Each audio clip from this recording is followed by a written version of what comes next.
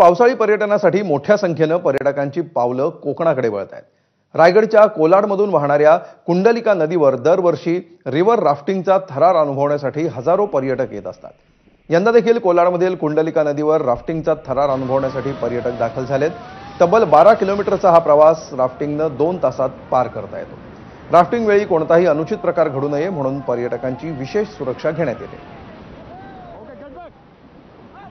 आम्ही मुंबईकर, आपल्या कोकणात इतकी चांगलं रिव्हर राफ्टिंगची सोय आहे हे आम्हाला अतिशय आनंद झाला आणि आम्ही खूप मजा लुटवली याची.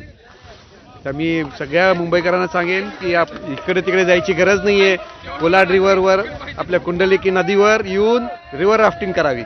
खूप छान होता, थरारक होता आणि खूप सगळी मज्जा केली. आम्ही खूप सगळा आरडाओरडा केला, खूप एन्जॉय केला. किती वेळ लागतो यायला खाली?